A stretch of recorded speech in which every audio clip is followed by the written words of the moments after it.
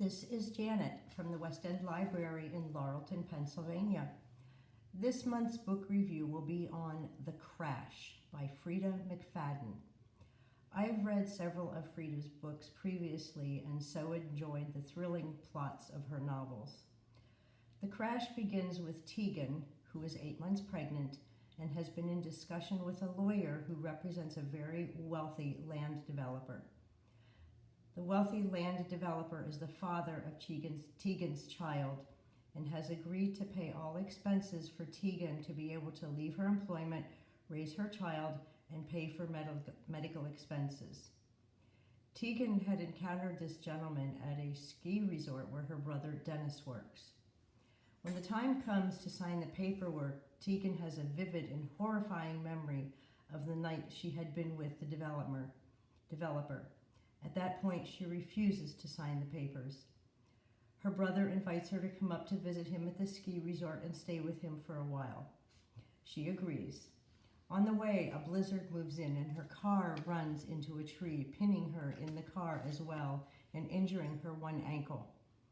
Fortunately, a gentleman who lives out in the woods near where she crashed sees her car hit the tree and stops to assist. He takes Tegan back to his and his wife's cabin in the woods to get her out of the cold and continuing snow. Polly and Hank live in a small cabin in the middle of nowhere. They take Tegan to a room in their basement, which had been set up with a hospital bed and other accoutrements from when they had cared for Polly's mother before she died. Because of the extreme pain in her ankle, Tegan refuses to allow Polly, who was a trained nurse, remove her snow boot to assess the injury to her ankle. Because of the snow, roads took 2 days to be plowed and phone lines were out, so there was no way for an ambulance to be called to take Tegan to a hospital. Very odd conversations and insinuations take place not only with Tegan, but also Polly.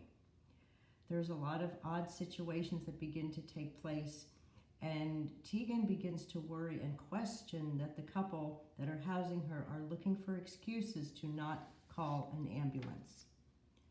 Circumstances are not as they initially seem, and once Tegan does make it to the hospital, the antagonist finally emerges. This book was captivating and was a very quick read. I don't think that it had the punch as some of Freida's books have had, but it was still an enjoyable, thrilling ride.